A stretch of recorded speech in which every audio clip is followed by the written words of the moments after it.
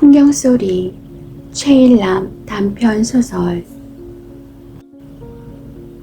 새삼스럽기는 하지만 정총재는 김 기사가 모는 승용차 뒷좌석에 앉아서도 영 마음이 썰렁하다.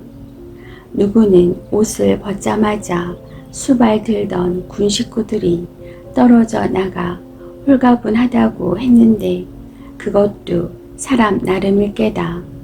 그는 오히려 허전하다. 우선 조수석이 비어 입 빠진 느낌이다. 전에는 앞에 앉은 수행비서가 온갖 시중을 들었다. 음식점에 들어서면, 시차를 가면, 파티장에 얼굴을 내밀면 이제는 아니다. 융단을 타고 바그다드 하늘을 날다가 맨 땅으로 내려선 느낌이다. 다늦게 홀로 서기를 시도하자니 부자유스러운 것 투성이다. 기중 힘든 것이 일일 계획 세우기다. 꽉 짜인 스케줄로 움직이다가 자기 손으로 이틀 사흘치 일과표를 작성하는 일마저 수월하지 않다. 옛 동료의 흉내를 낸다 할지 자극을 받아 시도한 건 아니지만 우리 정 총재도 오늘은 단단히 결심하고 나섰다. 혼자 지하철을 타기로 마침 김 기사가 친상을 당해 승용차를 세워두고 고향에 간 이유도 있었다. 이런 틈을 타 대중교통 수단을 이용해 보는 것도 나쁘지 않겠다는 호기심이 겸사겸사 발동한 탓이다. 한없이 땅속으로 뻗은 지하철 계단이 우선 섬뜩하다. 조심조심 떼는 발걸음이 위태롭다.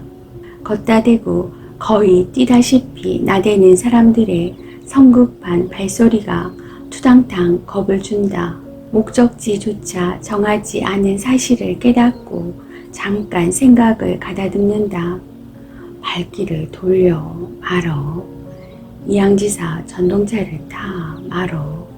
골똘히 공리한 끝에 자동 판매기를 향해 걸어간다. 자신이 없는 눈으로 다시 주위를 두리번거리다가 영무원이 표를 파는 창구를 발견한다. 그럼 그렇지. 요금표가 따로 없어 덮어놓고 1,000원짜리 지폐를 내민다. 영무원이 말없이 정 총재를 쳐다본다. 한 장 주시오. 뜨악하기는 내 쪽도 마찬가지라는 뜻을 담아 재촉한다. 몇 구간요? 구간이라니 구간도 몰라요? 약간 짜증 섞인 눈치다. 그러니까 광화문을 가야겠는데 구간을 모르면 목적지라도 빨리빨리 될 일이지. 정 총재의 굼뜬 거동은 다음 단계에서 또 헷갈린다. 남들 하는 대로 째진 일자 구멍에 표를 디밀기를 67차례. 차단기가 꿈쩍하지 않는 건 고사하고 들어가지조차 않는다. 영감님, 일자표에 집어넣으면 안 돼요. 화살표가 있는 곳에 넣어야지. 자세히 가르쳐준 중년 여인이 몸소 시범을 하듯 차단기를 열고 나간다. 오늘은 어차피 맛보기 삼아 나선 길이니까 되는 대로 간들 대수랴 자의한다. 질주하는 일상에 무식할 정도로 길들지 않은 자신의 앞날이 걱정스럽다. 통일호를 덜커덩 타고 가다가 아무 한역에서나 무작정 내리기, 산사에서 하룻밤 신세를 지며 주숭이 잠든 사이에 홀로 풍경소리 듣기 등등 요량이 많다. 한데 첫날 첫 시도부터 일이 버그러지고 말았달까. 지레 피곤하고 시들하구나.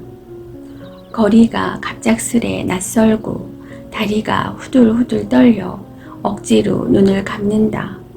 완전한 이방인이 따로 없다는 실감이 몸과 마음을 짓눌러 주저앉고 싶다. 그래서 무얼 어쩌겠다는 것이냐는 자문자답이 허망하다. 오늘은 또 어디로 발걸음을 하시려오? 부인이 심란한 안색으로 묻는다. 아니, 살짝 비꼬는 투다. 점심 약속이 있잖아. 내일은 필드에 나가고. 점심 잡순 후에 말이에요. 글쎄, 정처 없는 발길이라더니 끝장났네. 이 사람이 누굴 놀리나.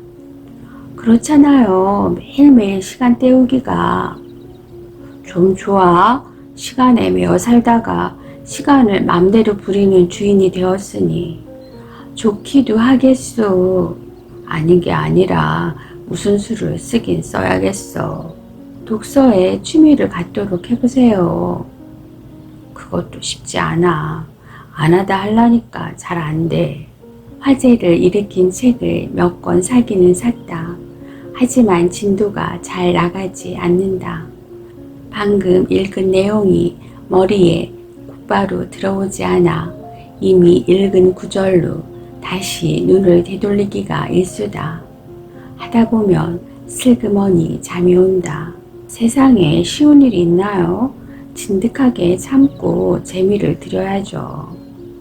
독서께나 한 사람의 말투로군. 빈정대지 마세요. 내가 뭐 알까마는 이치가 그렇다는 거죠. 그건 그렇고 새 기사가 모레 온댔나?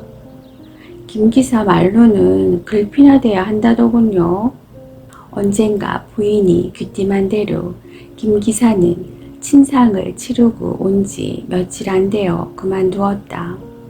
개인 택시를 몰아볼 심산이라고 했다. 정 총재가 당초에 꿈꾼 세자비 적응 훈련에는 자가 운전도 포함돼 있었다. 손수 운전의 불편이나 사고 염려보다는 남의 눈을 먼저 의식한 탓이다. 물정의 어두운 혹자는 뒷좌석에 편안히 파묻혔다가 앞으로 자리를 옮겨 약간의 노동을 할 따름 아니냐고 대범하게 보아 넘기기도 할 게다. 단신의 자유로움으로 되레 거치적거리는 것이 없어 얼마나 속 편하냐고 넘겨짚을 수도 있다. 정 총재가 굳이 전담 기사를 태우고 다니는 것은 자신이 상대하는 인물들의 체면을 존중하기 때문이라는 사실을 분명히 밝힌다. 정 총재는 최근 들어 익명의 두려움을 떨어내지 못한다. 이러다 시민의 한 사람으로 군중의 한 입자로 묻히면 큰일이라고 jer겁을 한다. 이름 석자로 존재를 확인받는 인사는 항용 그렇다. 자신의 이름에 어느덧 먼지가 한꺼풀 덮였을까 걱정스럽다. 잊었으면 자진해서 일깨워주는 방법을 찾아야지 마음먹는다. 실컷 데리고 있다가 뒷말에서 안 됐지만 김 기사는 워낙 언행이 느려 눈치도 모자라고 그만한 사람도 드물죠. 입이 무겁고. 기사는 첫째 입이 무거워야 하는 거 아니에요? 새로울 친구는 어떨는지 젊어서 민첩하기는 하겠구먼. 김 기사 말고 나간다는 사람이 또 있어요. 누구? 아줌마요. 그만 집에 들어앉겠다는데 속셈은 그게 아닌지도 모르죠. 다른 데로 갈지. 당신이 집에 있으니까 더욱 어렵답디다. 열흘 후에 나가요. 그 안에 딴 사람 구하랬어요. 다들 나가는군. 나간다는 말이 났으니 말인데 나도 한두 달 미국에 가 있을까 해. 그런 소리를 왜 인제 하세요? 인자가 아니야. 진작부터 생각했던 일이야. 가서 말이나 타면서 머리를 식힐까 해. 말을 타요? 왜? 내가 승마 좋아하는 거 몰라서 묻나? 마침 애들 집 근방에 유명한 승마 클럽이 있겠다. 안성맞춤이지. 갔다 온 사람이 그러는데 말은 영국이 그만이랍디다. 초원이 어찌나 널찍하고 좋은지 반했대요. 몽골은 훨씬 비용이 싸게 먹히고 내가 순전히 그 때문에만 가는 줄 알아? 미국이 어떤 곳이야? 우리나라 정세를 여기서보다 더 정확히 판단할 수 있어.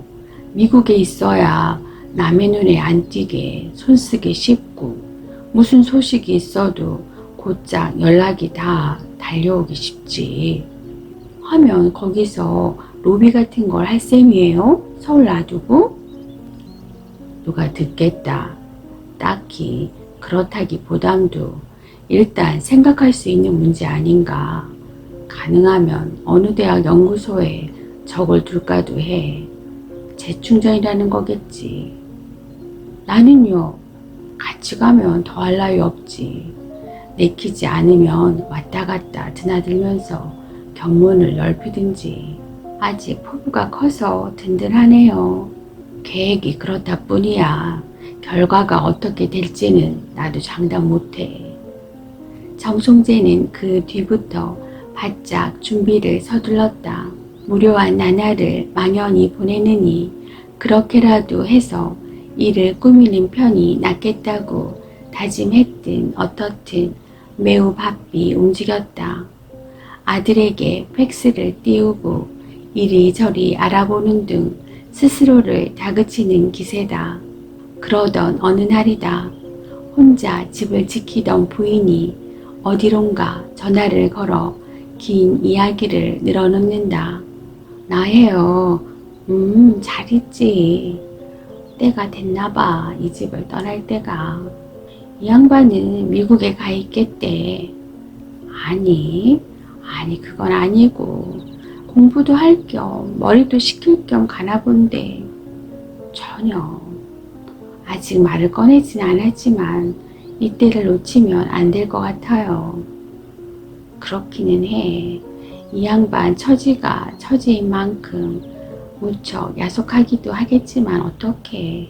결단을 내릴 때 내려야지. 이 양반도 제2의 인생을 서두르는 마당에 나는 어쩌겠어요. 나이 차가 얼만데. 맞아. 나라고 하루 이틀 생각한 일 아니잖아. 그래. 맞나. 자세한 이야기는 만나서 하기로 하자고. 그건 말해 못해. 감회가 복잡하지.